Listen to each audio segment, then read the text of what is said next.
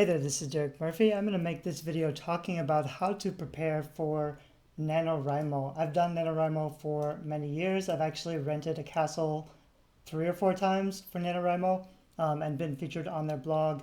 And I've also published 15 or 20 novels. So I have a lot of experience, but I wanted to show you my process in the hopes that, what I'm working on and how I organize and write my books help you to prepare to do a successful NaNoWriMo yourself, and also give you some of the resources that I've prepared if you want to dig a little bit deeper.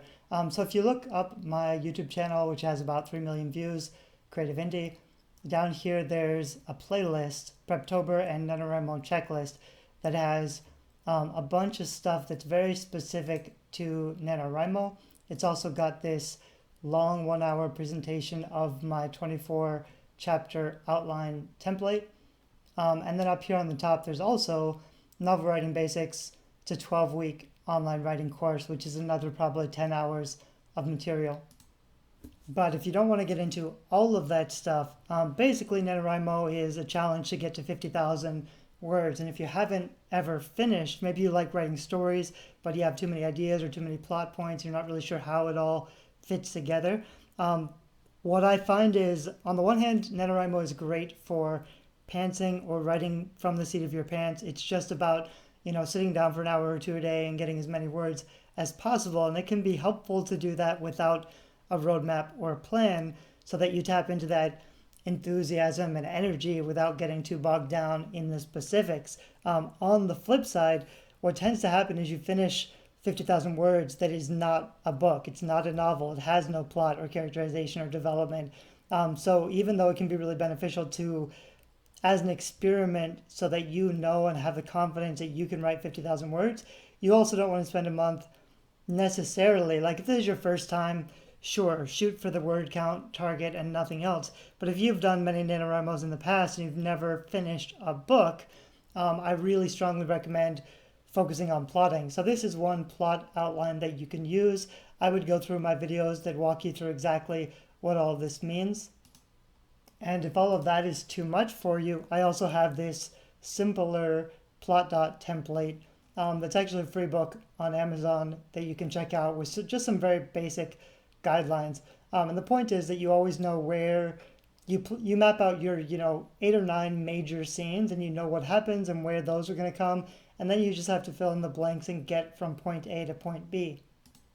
So the other thing that's really useful to keep in mind is that all of the good writing stuff comes in the revision and the editing. So the challenge of NaNoWriMo is to get out a shitty rough draft. You're trying to finish a shitty rough draft so that you basically sort of know the story. The first time you write your story, you're just telling yourself what the story is. You're discovering the story. And then when it's finished, you can go back and fix it and improve it. So don't worry about the word choice or the sentence structure or repetition too much. Don't worry about putting in a bunch of backstory info dumps. Just get as much content on the paper as you're figuring out the story. However, when you want to revise and edit and actually make the first draft into a publishable or something that you can submit, like a decent novel, you're going to have to do a lot of work on it. And the more time that you spent preparing for NaNoWriMo, the more time you spent on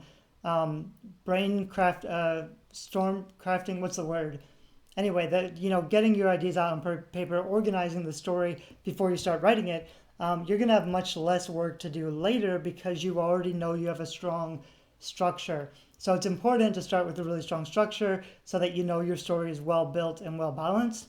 But even when you finish your first rough draft, it's still going to take a lot of revision and editing. But then you're just making the story better. You're not, completely overhauling it. A lot of people finish NaNoWriMo and they get stuck because they have a totally broken story. It's very difficult to edit a broken story. It's much easier to revise something that's basically all there. It just needs to be cleaned up and polished.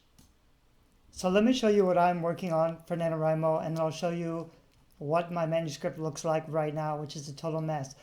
Basically, this is the third book in a trilogy that I've already published. I've already got out on pre-order. So one of the tips I think that's really great for NaNoWriMo is having a book cover, a really good book cover, I start most of my stories from a strong cover, and then I end up changing the cover once the story is done.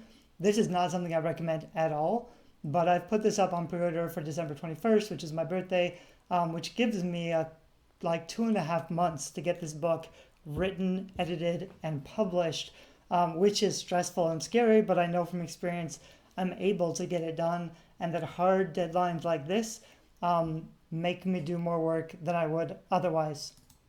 So this is what my manuscript looks like. I write in Microsoft Word. I actually do my sprinting on my iPhone with an app called AI Writer, and then I take all of that text. I do like 2,000 or 3,000 words a day, and then I put it in Dropbox. I copy paste it into my main manuscript, which is this one. And this is still super rough. So a lot of this is like notes left over from the first 2 books and scene ideas that I haven't really figured out what to do with. But I also have in here, you can see this is the outline from my 24 chapter outline. I actually have a Word document you can download from creativity.com. And so here I have like the major turning points, like the really big dramatic scenes.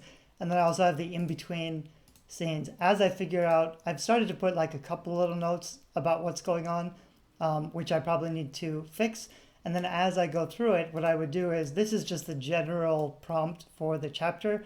I would change this to like Damien captured or whatever it is. That way I can really quickly, I have this set as, whoops, heading 1. And so that puts it right into my, if I go to view navigation pane, that puts it right into my navigation pane, so I can really easily move around. I can also drag and drop these. So if I had a scene, maybe I'm not exactly sure where it needs to go yet, and maybe I want to swap these two. If I drag and drop these, it'll drag and drop all the content in that section as well. So a lot of people like Scrivener for this feature, but you can do it in Microsoft Word.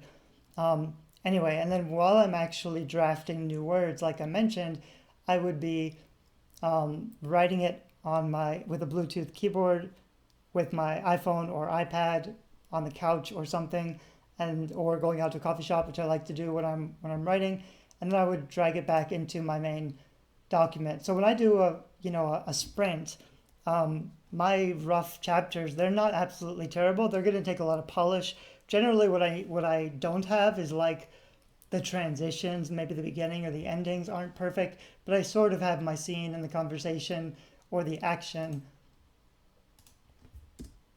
And this is, still a very rough draft, but I have some decent words already. This is showing that I have 43,000 words done, but a lot of this is notes and crap. So this is probably more like 20,000 words. My goal for October is to get to 50,000 words, because in November I need another 50,000 words. This book is going to be about 100,000 words. So if I can finish 100,000 of a rough draft by the end of November, I still have 2 or 3 weeks in December to edit and polish and clean up and format, and then it'll be ready to publish.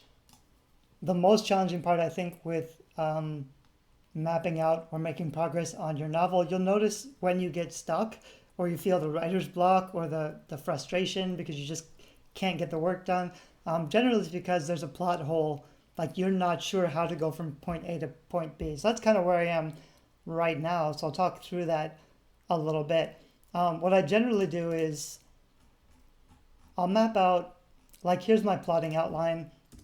Like I mentioned, I do have this actual plotting outline, but it's hard to go in step by step and just figure out what happens. I do a lot better if I just make a numbered checklist, and then I very roughly, what happens, what's next, and I very roughly go through it all and try to figure out where everything goes. Once I've figured out what actually happens, then I can go back through and add it in here. But if I get stuck, it's really useful to make a new bullet point checklist. So I'll often have lots of bullet point checklists whenever I get stuck.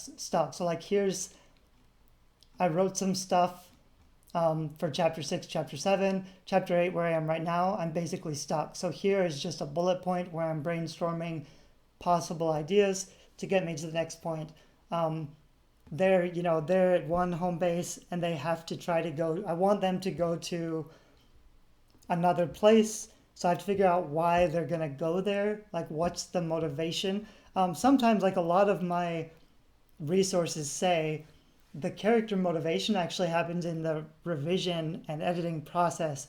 So you may not need all of that. It just needs a plausible motivation for why they go and do the thing. That's how plot holes develop. So in your first draft, I could just skip it and just say, I know what's going to happen in the next scene. They're going to go to this other place and do this other stuff. So I could just start writing that scene and not worry so much about the motivation until later. Because when you're reading your rough draft, once it's finished, and you're going back, the plot holes will be like, why did they even do that? There wasn't strong enough character motivation. So you can figure out stronger character motivation, and that's usually very easy to add in during revisions, even just like a short paragraph or a couple sentences, like we have to go do this thing first because whatever, some reason, that'll fix a lot of your plot holes. But sometimes it can be difficult to push ahead if I know, like I feel there's something missing. There's no connection between what's going on right now, and why they're going to that next place. Sometimes it just has to be a conversation where all your characters sit around and talk about the plans. But you don't want to have too much of that. And I already have a lot of sitting around and talking about the plans in this book, which is fine in your rough draft because you're just letting your characters talk to each other and figure out their next steps. But I'm going to have to cut out a lot of that in my final draft. So this is kind of where I'm stuck on in chapter 8. This is what I'm trying to write right now, but I'm kind of stuck. So this is kind of what needs to happen. I know that for my novel to progress, I need to go to the other scenes where the action can happen. And it's going to be go to Algrave, which is like her home where she has to go back and visit her childhood home. And then she's going to get some clue or whatever. It doesn't really make sense for her to go back there. So I have to give some plausible reason, but I want that scene to happen. So that's the scene that's going to happen. And then the next big scene is going to be to go to Ichabod, which is a further away compound. Basically, this one, they need information. So she's going there because they need more information before they make any decisions. And then this one, they need allies. So that's basically the motivation for why they're going to those places.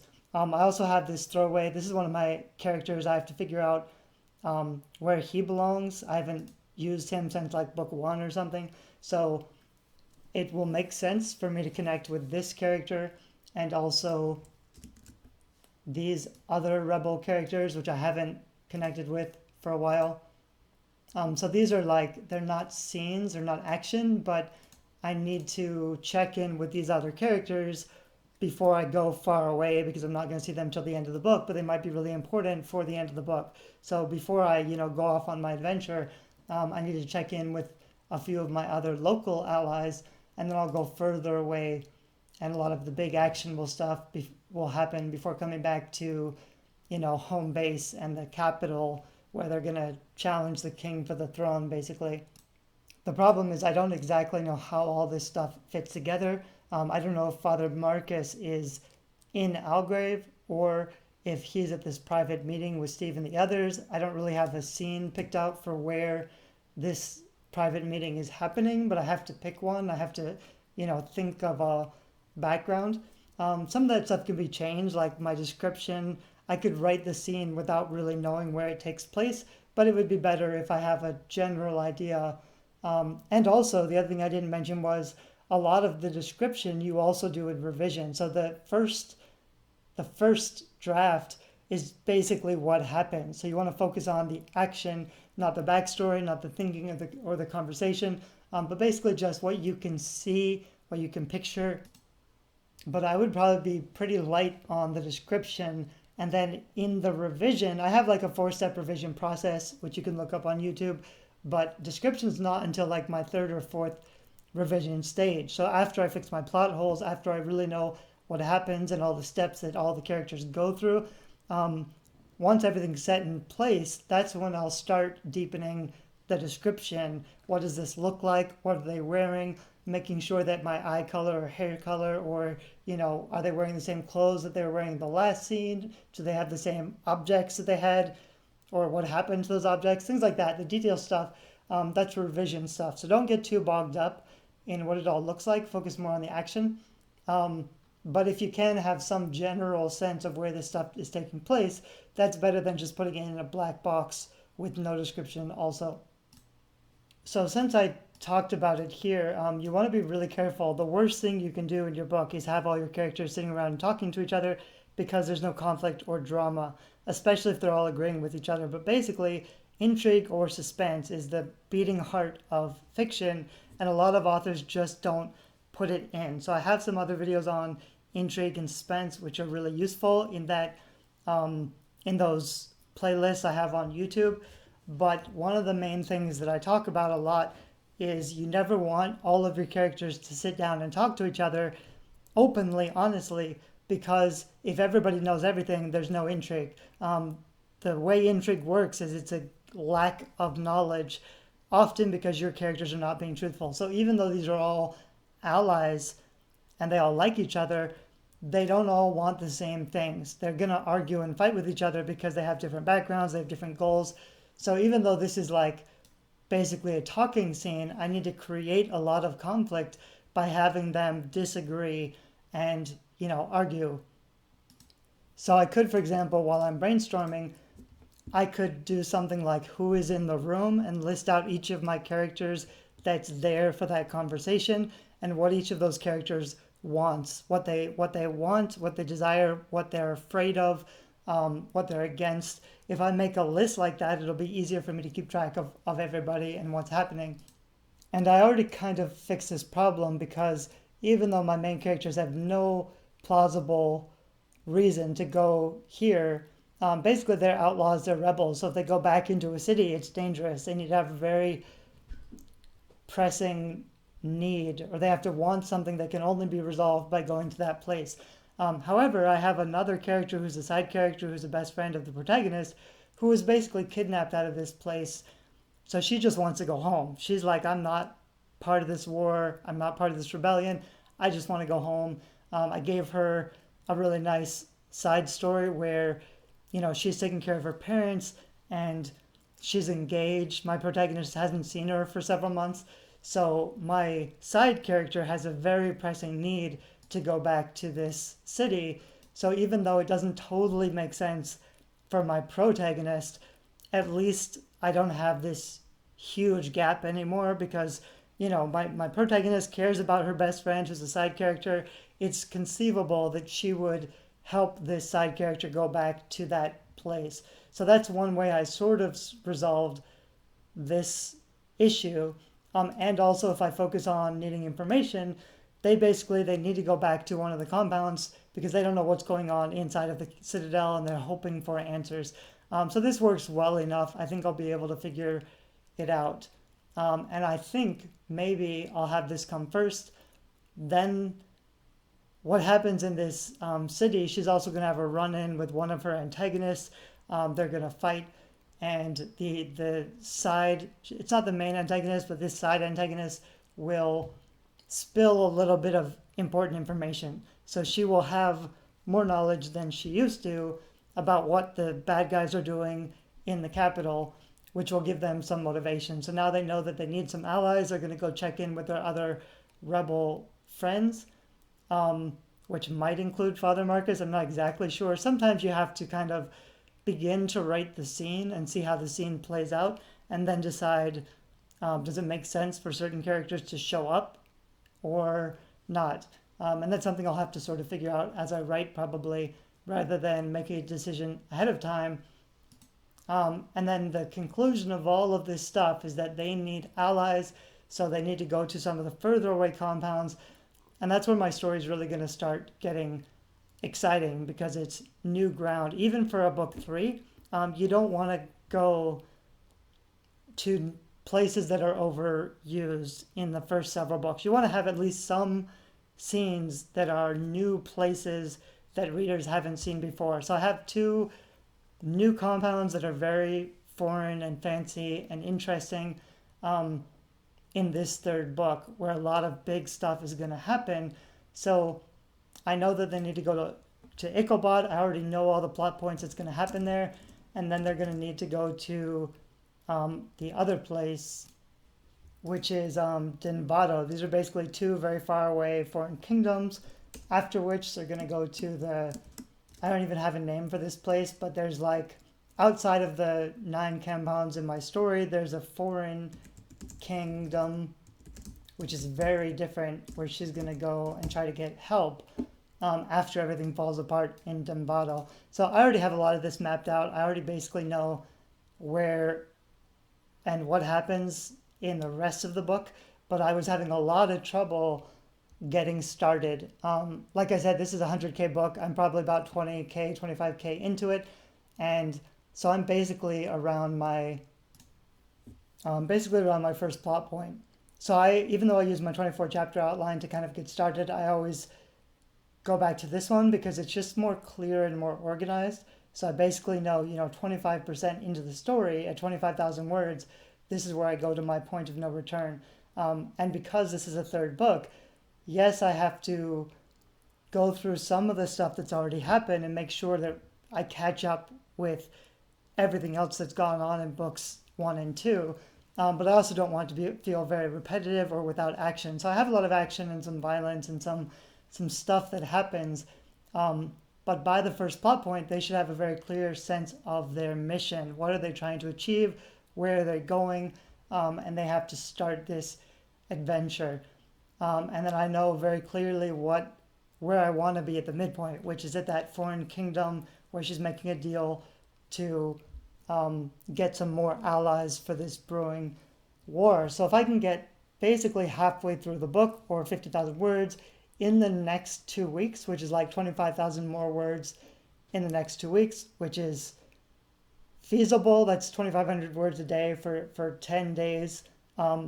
It's doable, but I have to really be on my game at this point, because even if I can get this done, that just means that I can start NaNoWrimo strong, and I still have 50,000 words to get to the ending during November. So I will be doing November NaNoWrimo.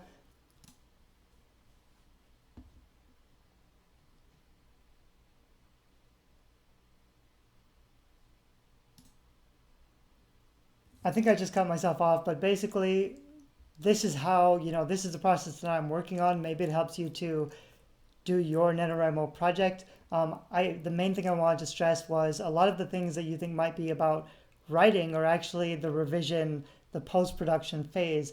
The most important thing for NaNoWrimo is not to get stuck and to keep working on your book in the right direction without just writing a few thousand words of garbage. And that can really help if you have an outline before you start. So before NaNoWrimo, take a look at my 8-point plot dot or the 24 chapter outline templates. Watch some of the videos that'll help you to brainstorm how to workshop your story so that you have a really tight outline before you start. That will help make it much easier to finish a successful NaNoWrimo project. Thanks a lot. Subscribe if you haven't already. Let me know if you have any questions about writing or NaNoWrimo in general. Bye-bye.